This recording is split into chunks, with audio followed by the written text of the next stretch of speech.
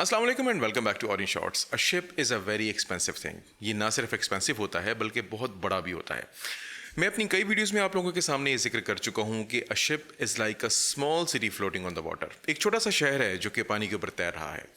अब जब एक छोटा सा शहर है और पानी के ऊपर तैर रहा है तो जाहिर सी बात है इसके अंदर वो तमाम बुनियादी ज़रूरियात भी मौजूद हैं जो कि एक छोटे से शहर के अंदर होती हैं। और अगर आप एक छोटे से लोहे के टुकड़े को, जिसको कि हम बहरी जहाज़ कहते हैं, उसको पानी के ऊपर तैराएंगे और उसके ऊपर सारी की सारी फैसिलिटीज़ आप मुहैया करेंगे तो डेफिनेटली उसकी कॉस्ट बहुत बढ़ जाएगी। आप लोगों ने ये सवाल कई मरतबा पूछा है, how expensive is a ship? एक जहाज़ कितना महंगा होता है? मेरे ख्याल में सवाल ये होना चाहिए कि एक जहाज़ को चलाना कितना महंगा है, क्योंकि वो मिसाल तो आपने सुनी होगी कि जब आप हाथी पालते हैं तो आपको दरवाजे बड़े रखने पड़ते हैं। इसी तरीके से जब आप एक जहाज़ रन करते हैं तो आपको अपने दरवाजे बड़े रखने पड़ते हैं। और आज पिछले 2 दिन की रिसर्च में मैंने ये तमाम की तमाम चीज़ें इकट्ठी की हैं जो कि मैं आपको बताऊंगा कि एक जहाज़ को रन करने के लिए आपको अपने दरवाजे कितने बड़े रखने पड़ते हैं। एक बात आप लोग अपने जहन में रखिएगा और वो ये कि एक जहाज़ को रन करने के लिए और एक जहाज़ को मैनेज करने के लिए जो पैसे हैं उनमें थोड़ी बहुत रद्द-बदल हो सकता है, थोड़ी बहुत तब्दीली आ सकती है, क्योंकि जहाज़ की टाइप्स भी डिफरेंट होती हैं और जहाज़ के साइजेस भी डिफरेंट होते हैं। डिफरेंट साइज़ का जहाज़ होगा, उस पर मैनिंग डिफरेंट होगी, उसका इंजन डिफरेंट साइज़ का होगा, तो डेफिनेटली उसको चलने के लिए पैसे कम या ज़्यादा चाहिए होंगे। आज मैं जिस जहाज़ का आपके सामने जिक्र करना चाहूँगा that is a suezmax ships. Suezmax ships होती हैं तकरीबन 1.5 लाख से 1,60,000 टन के आसपास, जो कि डेड वेट कैरी करते हैं। उर्फ़े आम में वो जहाज़ जिनके ऊपर मैं सेल करता रहा हूँ, जिनकी कप्तानी मैंने ज़्यादा की है, क्योंकि इन जहाज़ों से मैं प्रॉपरली वर्स्ड हूँ and I can really conversate and tell you guys कि इन जहाज़ों को चलाना जो है उसमें कितने पैसे खर्च हो सकते हैं। सबसे पहले और सबसे बड़ा जो झटका आपको लगता है वो आपको लगता है जहाज़ खरीदते वक्त, क्योंकि जहाज़ सस्ते नहीं होते। अगर हम एक सुएज़मैक्स ऑयल टैंकर की बात करें तो आजकल के इस दौर में आपको ये जहाज़ 60 से लेके 80 मिलियन डॉलर के आसपास तक का मिल जाएगा। इससे महंगा भी मिल सकता है, डिपेंडिंग अपॉन आप किस तरह का जहाज़ बनाना चाह रहे हैं। और यहाँ पे हम जिक्र कर रहे हैं एक नए जहाज़ का। लेकिन यहाँ पे एक कैच ये है कि आपको ये 80 के 80 मिलियन डॉलर लाजमी नहीं है कि आपको अपनी जेब से देने पड़े। अगर आपके किसी बैंक से अच्छे टाइज हैं, आपकी क्रेडिट रेटिंग्स अच्छी हैं, तो यूजुअली ओनर्स यही करते हैं कि वो बैंक से कर्जा लेते हैं और बैंक से कर्जा लेके जहाज़ खरीदते हैं। जहाज़ों को लीज भी किया जाता है। There are many different ways, लेकिन ये आपको पूरी की पूरी कैपिटल कॉस्ट इकट्ठी देने की ज़रूरत आमतौर पर नहीं पड़ती। इट कैन बी स्प्लिट, लेकिन स्प्लिट होने के बावजूद भी ये कॉस्ट कोई बहुत कम नहीं होती। आपको कम से कम 30-40% तो देना ही पड़ता है, और 30-40% भी अगर हम लगा लें तो ये ठीक ठाक पैसे बनते हैं। और बाय द वे, अगर आप कन्वर्जन करना चाह रहे हो तो कन्वर्जन बिल्कुल आसान है। एक US डॉलर को अगर आप पाकिस्तान रुपीज़ में कन्वर्ट करना चाह रहे हो तो आप 164 अरब दे दीजिएगा। अगर आप इंडियन रुपीज़ में कन्वर्ट करना चाह रहे हो तो 74 से आप मल्टीप्लाई कर दीजिएगा। और अगर आप एक US डॉलर को बांग्लादेश टका में कन्वर्ट करना चाह रहे हो तो 85 से मल्टीप्लाई कर लीजिएगा। ये मैं बता आपको इसलिए रहा हूँ क्योंकि आज की इस वीडियो में मैं ज़्यादातर जो जिक्र करूँगा वो US डॉलर्स का करूँगा, क्योंकि इंटरनेशनल ट्रेडिंग, बाइंग, सेलिंग, हर चीज़ अमेरिकन डॉलर्स में होती है। चले जी, लेट्स से कि आपने जहाज़ खरीद लिया, you already have a ship. Now comes the next part and that is running a ship. जहाज की रनिंग की कॉस्ट जो है ना वो ठीक ठाक होती है, but at the same time if you can manage the ship properly, आप उसको अच्छे तरीके से रन कर सकें, तो ये सारी की सारी कॉस्ट बहुत जल्दी आपको वापस भी मिल जाती है। कैपिटल कॉस्ट जिसका हमने अभी अभी जिक्र किया 80 मिलियन डॉलर के आसपास। उसके बाद जो 3 बड़ी कॉस्ट आती हैं उनमें एक लुब्रिकेटिंग ऑयल की कॉस्ट होती है, दूसरी फ्यूल ऑयल की कॉस्ट होती है और तीसरी क्रू की कॉस्ट होती है।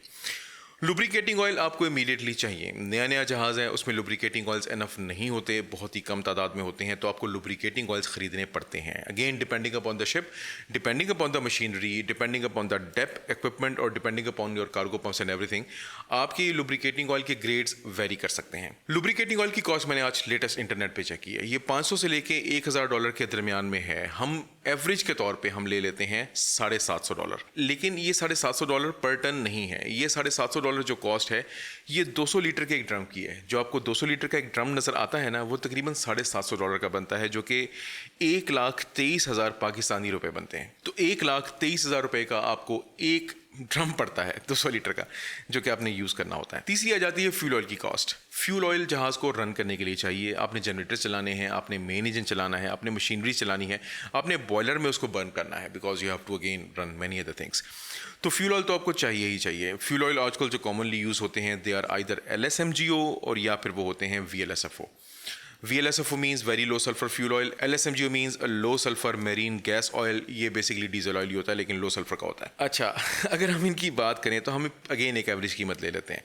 VLSFO $500 पर टन के हिसाब से है, LSMGO तकरीबन $600 पर टन के हिसाब से ही आज की कीमत है। मेरा जहाज जो था लास्ट तकरीबन 40 टन के आसपास कंज्यूम करता था, 40 टन तेल, चाहे वो डीजल ऑयल हो चाहे VLSFO हो। तो अगर हम इस ऑयल की कीमत लगाएं तो एक दिन के अंदर आपका जहाज़ 36 लाख पाकिस्तानी रुपए या 18 लाख इंडियन रुपए या तकरीबन 20 लाख बांग्लादेशी टका का फ्यूल ऑयल कंज्यूम करता है, अगर आप जहाज़ को फुल स्पीड पे चला रहे हों तो। So again that is a humongous cost that you have to bear when you are running the ship. तीसरी जो बड़ी कॉस्ट आ जाती है वो आती है मैनिंग की कॉस्ट, कि आपने अपने जहाज़ पे क्रू कितना रखना है। एक जहाज़ जो कि स्विसमैक्स के साइज़ का होता है, जैसे कि मेरा जहाज़ था, उस पर तकरीबन 25 से लेके और 27 अफराद तक होते हैं, from 25 to 27 people on board. इन लोगों की सैलरी जो होती हैं, जो तनख्वाहें होती हैं, that is the first chunk, क्योंकि क्रू की कॉस्ट में भी कई कॉस्ट आती हैं। तो अगर हम सिर्फ तनख्वाहों की बात करें तो मैं अभी अपने पिछले जहाज़ का पोर्टेज बिल देख रहा था। हर महीने हमें अपने क्रू को 1,06,771 अमरीकी डॉलर पे करने होते थे। ये बनते हैं 1,75,10,444 पाकिस्तानी रुपए या 64,08,000 इंडियन रुपीज़। तो ये हमने हर महीने क्रू को अपने पे करने ही करने हैं, चाहे आपका जहाज़ चल रहा है या आपका जहाज़ अगर नहीं चल रहा। उसके बाद आ जाती है विक्चुअलिंग। विक्चुअलिंग यानी कि खाना पीना। आपने एज अ ओनर अपने जहाज़ को खाना पीना तो देना ही है।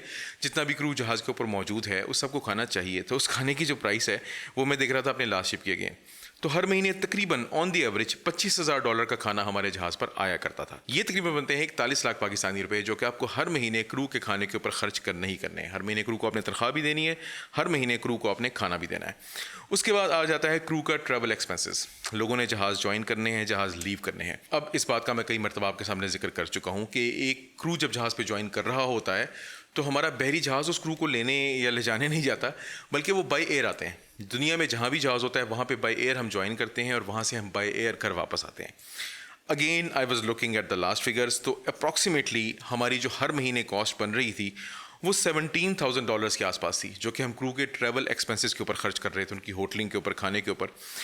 ये बनते हैं तकरीबन 27,88,000 रुपए, जो कि आपने हर महीने क्रू के ट्रैवल के ऊपर खर्च करने ही करने हैं। ये तो हो गई मोटी मोटी चीज़ें, आप समझ रहे हैं बात को। सो ये तो हो गई मोटी मोटी कॉस्ट्स। और बीच में मैं एक चीज़ आपको और रिमाइंड कराता चलूँ यार, फेसबुक भी है मेरा, इंस्टाग्राम भी है और ट्विटर भी है। आप चाहें तो उन तीनों के ऊपर फॉलो भी कर सकते हैं मुझे, बल्कि I would love if you guys can do that, क्योंकि इंस्टाग्राम के ऊपर मैं काफ़ी सारी ऑफ द टॉपिक कमेंट्स और चीज़ें वहाँ पे शेयर करता रहता हूँ और I am slowly increasing the frequency also. तो आपको इंस्टाग्राम का लिंक, ट्विटर का लिंक, फेसबुक पेज का लिंक आपको सब के सब डिस्क्रिप्शन में मिल जाएंगे और मैं कोशिश करता हूं कि वीडियो में यहाँ पे वो सारे के सारे लिंक्स आते भी रहें। फेसबुक का भी जो कि है ऑरेंज शॉर्ट्स, इंस्टाग्राम का भी जो कि है राव जाहिद निसार और ट्विटर का भी जो कि है Nisar Z78। I know they are weird, they are all different but they are there. Anyway, moving on to the costs. इसके बाद जो अगली मेजर कॉस्ट्स आती हैं जहाज़ को चलाने के लिए, जहाज़ को रन करने के लिए, they are the insurance costs. Insurance cost में आपकी आ जाएगी हल एंड मशीनरी की कॉस्ट, जो कि यूजुअली 0.02% से लेके 2.5% ऑफ द शिप्स वैल्यू होती है, जो कि आपको हर महीने देनी होती है। फिर आती है protection and indemnity cost, protection and indemnity against any incident that happens. फिर होती है वॉर रिस्क की कॉस्ट, FD&D की cost, that is freight, demurrage and defence की cost. Then COFR, that is certificate of financial responsibility, जो कि आपको US और कनाडा में अगेंस्ट दी ऑयल स्पिल्स चाहिए होता है। ये सारी की सारी इंश्योरेंस की कॉस्ट्स आपको देनी है, चाहे आपका जहाज़ चल रहा है चाहे नहीं चल रहा। Then there are stores. अब जब लोग जहाज़ के ऊपर मौजूद हैं तो उनको स्टोर्स भी चाहिए। डेक एंड कैबिन स्टोर्स, उनके तौलिए हैं, चादरें हैं, तकिए हैं, खाने के बर्तन हैं, डोंगे हैं, चमचे हैं, ये सब के सब आपको जो है ना प्रोवाइड करने हैं। Safety items, life jackets, life boys, whistles, जितने भी सेफ्टी आइटम्स आप इमेजिन कर सकते हैं, ये सारे के सारे आपको जहाज़ के क्रू को प्रोवाइड करने हैं। देन केमिकल्स एंड गैसेस, जहाज़ पे कटिंग होती है, वेल्डिंग होती है, हमें डिफरेंट गैसेस चाहिए होती हैं डिफरेंट इक्विपमेंट्स की कैलिब्रेशन के लिए। ये सब की सब कॉस्ट आपने बेयर करनी है, चाहे आपका जहाज़ चल रहा है चाहे नहीं चल रहा। मेडिकल की कॉस्ट, जहाज़ के किसी भी अमले के फ़र्द को बाहर मेडिकल चेकअप के लिए तो बहुत कम जाना पड़ता है, लेकिन जहाज़ के ऊपर आपको मेडिसिन तो प्रोवाइड करनी है ना, आपको पूरी की पूरी मेडिसिन की इन्वेंट्री मेंटेन करनी है, वो कॉस्ट आपको बेयर करनी है, चाहे जहाज़ चल रहा है चाहे नहीं चल रहा। मूरिंग रोप्स, जहाज़ ने बांधना है, जहाज़ ने बर्थ के ऊपर जाना है, वो सब की सब आपने देनी है। पेंट, जहाज़ को आपने साफ़ सुथरा रखना है, चमकता हुआ रखना है, तो ज़ाहिर बात है उसके लिए पेंट चाहिए। टूल्स एंड हार्डवेयर, लकड़ियाँ, कीलें, हथौड़ी, ये सब की सब चीज़ें आपने जहाज़ पे प्रोवाइड करनी है, तो इसकी भी कॉस्ट है। और ये सब की सब कॉस्ट वो है कि चाहे जहाज़ चले चाहे ना चले, जहाज़ की मेंटेनेंस होती रहती है और ये सारी की सारी कॉस्ट्स आती रहती हैं। उसके बाद स्पेयर्स की कॉस्ट।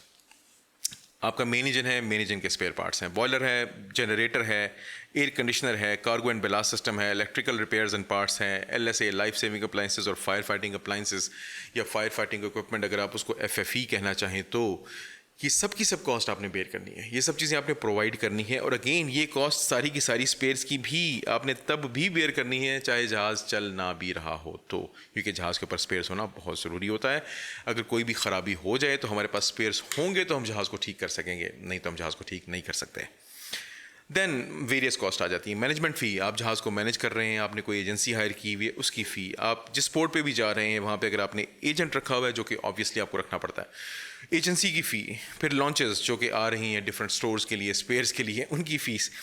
फ्लैग स्टेट की एक्सपेंसेस। आपका जहाज़ है, आपने कहीं ना कहीं रजिस्टर तो कराया होगा ना, जैसे आप अपनी गाड़ी को रजिस्टर कराते हैं, जिस तरीके से आप गाड़ी की रजिस्ट्रेशन फ़ीस अदा करते हैं प्लस हर साल आप उसका रोड टैक्स अदा करते हैं, वैसे ही जिस फ्लैग के साथ, जिस मुल्क में आपने अपने जहाज़ को रजिस्टर करवाया हुआ है, उसके भी एक्सपेंसेस आपको बेयर करने हैं, क्योंकि आपकी जहाज़ की रजिस्ट्रेशन वहाँ पे हुई हुई है। फिर क्लासिफिकेशन फ़ीस, आपका जहाज़ किसी क्लास के अंदर बिल्ट हुआ होगा, किसी स्टैंडर्ड के हिसाब से बिल्ट हुआ होगा, वो स्टैंडर्डाइजेशन की जो फ़ी है वो आपको ना सिर्फ ये कि पहली बार पे करनी पड़ती है, बल्कि हर मरतबा इस चीज़ को यकीनी बनाने के लिए कि आपका जहाज़ उस स्टैंडर्डाइजेशन को मीट कर रहा है, आपको अगेन ये फ़ीस पे करनी है। And then there are third party fees. आपकी वेटिंग इंस्पेक्शंस हैं, आपकी PSC इंस्पेक्शंस हैं, there can be so many things जो कि आपने जो है वो वेरियस कॉस्ट में कवर करनी है। फिर ओनर्स की कॉस्ट आ गई, ओनर्स डिस्बर्समेंट, मास्टर्स एंटरटेनमेंट। आप डिफरेंट पोर्ट्स में जाते हैं, आपने जो वहाँ पे मालब्रो की सिगरेटें विगरेटें आपने सब पोर्ट्स में देनी है, वो सब आपने इसी कॉस्ट में से कवर करनी है। फिर आपकी annual and periodic servicing and inspection है। हर साल आपने क्लासिफिकेशन सोसाइटी को अलग बुलाना है, फ्लैग स्टेट को आपने अलग बुलाना है, फिर आपके सुपरिटेंडेंट्स ने जहाज़ के ऊपर अलग आना है। ये तमाम की तमाम कॉस्ट आपने अगेन बेयर करनी है। फिर आपके क्रू की ट्रेनिंग कॉस्ट आ गई। आपने जो क्रू जहाज़ के ऊपर भेजना है, आप उसकी सर्टिफिकेशन कराते हैं, आप उसकी ट्रेनिंग कराते हैं ताकि वो वेल ट्रेंड हो जब वो जहाज़ के ऊपर आए। जहाज़ के ऊपर आपका एक डिस्क लगा हुआ है, उसकी आपने अलग ट्रेनिंग देनी है। जहाज़ के ऊपर डिफरेंट इक्विपमेंट्स लगे हुए हैं, उनकी आपने अलग ट्रेनिंग देनी है। SSO की ट्रेनिंग आपने देनी है, शिप सिक्योरिटी ऑफिसर की। अगर आप मिनिमम ट्रेनिंग की बात भी कर लें, जो कि एक ओनर को करवानी पड़ती है, तो ये ठीक ठाक पैसे बनते हैं। उसके बाद सर्वेज आ गए। आपके इंटरमीडिएट सर्वेज हैं जो कि 2.5 साल के बाद होते हैं, एनुअल सर्वेज होते हैं जो कि हर साल होते हैं, फुल सर्वेज होते हैं जो कि 2.5 साल में भी हो सकते हैं, 5 साल में भी हो सकते हैं। It all depends. आज हम सर्विस की बात नहीं कर रहे, so I am not going to go in all of those details. इन सर्विस की कॉस्ट भी ओनर ने बेयर करनी होती है। फिर जहाज़ की ड्राई डॉकिंग है, यानी कि हर 5 साल में जब आप जहाज़ को पानी से बाहर निकालेंगे, इसको खुश्की पे चढ़ाएंगे, इसकी पूरी मेंटेनेंस करेंगे, नीचे हल्की इंस्पेक्शन करेंगे, जितनी हल्की फाउलिंग हुई हुई आपने वो सारी की सारी हटानी है। इस ड्राई डॉकिंग में आपके ठीक ठाक पैसे लगते हैं। उसके बाद आपके पोर्ट ऑपरेशंस आ जाते हैं। डिपेंडिंग अपॉन कि आपके चार्टर के साथ क्या टर्म्स एंड कंडीशन है, एक पोर्ट के ऊपर जहाज़ आएगा, वो टग बोट्स को हायर करेगा, पायलट को हायर करेगा, आप बर्थ को ऑक्यूपाइड रखेंगे। Again depending upon the terms and conditions of charter party. तो हो सकता है कि इस कॉस्ट को कुछ शेयर या कुछ केसेस में पूरी कॉस्ट भी शायद ओनर को बर्दाश्त करनी पड़े। तो आप लोग समझ रहे हैं बात को। जहाज़ को चलाना इतना आसान काम नहीं है। आपने हाथी ख़रीद लिया, हाथी को पालना पोसना, उसको खिलाना पिलाना और फिर उसके आने जाने के लिए दरवाजे बड़े करना, ये सबसे मेन काम होता है। अब मैं आपको एक रफ सी फिगर दे देता हूँ कि एक जहाज़ को, एक स्विसमैक्स जहाज़ को एक दिन चलाने के लिए अप्रॉक्सीमेटली पर डे रोज़ाना का खर्चा कितना आता है। अगेन ये चीज़ें डिपेंड करती हैं, फ्लक्चुएट हो सकती हैं, कम या ज़्यादा हो सकती हैं। लेकिन मेरी एक रफ एस्टिमेशन के मुताबिक अगर आप अपने जहाज़ को चलाएंगे जो कि एक स्विसमैक्स साइज़ का होगा, प्रॉपरली ट्रेंड क्रू होगा उसके ऊपर, तो तकरीबन आपको $16,000 के आसपास हर दिन हर रोज़ खर्चा करना है उस जहाज़ को चलाने के लिए। ये $16,000 तकरीबन 26,24,000 पाकिस्तानी रुपए बनते हैं। इंडियन रुपीज़ में अगर आपने कन्वर्ट करना हो, मल्टीप्लाई दिस फिगर बाय 75, और अगर आपने बांग्लादेश टका में कन्वर्ट करना हो तो मल्टीप्लाई बाय 85। अब आ जाती है अगली कहानी कि इतना खर्चा तो जहाज़ पे हो रहा है, लेकिन क्या जहाज़ इतनी कॉस्ट को रिकवर कर पाता है? अगेन इट इज़ सीजनल, ये डिपेंड करता है। मैंने ऐसे केसेस भी देखे हैं कि जब एक कंपनी 1-1.5 साल लगातार लॉस में चलती रही, उनका एक जहाज़ सालाना 180, 190, 70-80 मिलियन डॉलर लॉस में चलता रहा, लेकिन जब बिजनेस ने बूम किया तो उसने ना सिर्फ ये कि सारा का सारा नुकसान रिकवर कर लिया, बल्कि उसने ओनर को बहुत ज़्यादा प्रॉफिट भी दिया। अभी अभी मैंने आपको बताया कि एक जहाज़ को, स्विसमैक्स जहाज़ को रोज़ाना चलाने के लिए तकरीबन आपको $16,000 पर डे खर्च करने पड़ेंगे। लेकिन अगर आपका जहाज़ लोडेड हो और चल रहा हो तो आपका जहाज़ यूजुअली, एक स्विसमैक्स जहाज़ अगर कम से कम भी बात कर लें तभी वो तकरीबन $30,000 से $35,000 तो मैंने देखा है पर डे के उसको तकरीबन कमा रहा होता है पैसे। तो अगर आप उसमें से माइनस कर दें $16,000 तो आपके पास तकरीबन $17,000 से $18,000 पर डे एक जहाज़ आपको बना के दे रहा होता है। और जब यही बूम आता है तो मैंने इन्हीं जहाज़ों को एक ही दिन में $60,000 भी कमाते हुए देखा है और कंपनी की उस वक्त चांदी हुई होती है बिल्कुल। So it's all subjective. If you can have a ship, if you can manage a ship and if you can run a ship, तो जहाज़ को चलाना बहुत ही प्रॉफिटेबल भी होता है। But if you are a bad manager तो मैंने बहुत अच्छी अच्छी कंपनीज को एकदम रुलते हुए देखा है बिल्कुल। बहरहाल ये थी आज की वीडियो। अगर आपको पसंद आई हो, अच्छी लगी हो, इस वीडियो से आपने कुछ भी सीखा हो तो प्लीज़ लाइक करना मत भूलिएगा, शेयर करना मत भूलिएगा और सब्सक्राइब करना मत भूलिएगा। हमारे चैनल पे और भी डिफरेंट किस्म की वीडियोस मौजूद हैं। कुछ वीडियोस मैं यहाँ और यहाँ कार्ड्स में लिंक कर दूंगा, एंड कार्ड्स में भी वीडियो आ रही होंगी, देखना मत भूलिएगा। अपना ढेर सारा ख्याल रखिएगा, दुआओं में याद रखिएगा। With tons of love to my Orange Shorts family and to be Orange Shorts family. This is me Zahid Nisar. आप लोग देख रहे हैं ऑरेंज शॉर्ट्स और अगली वीडियो तक अल्लाह हाफिज़।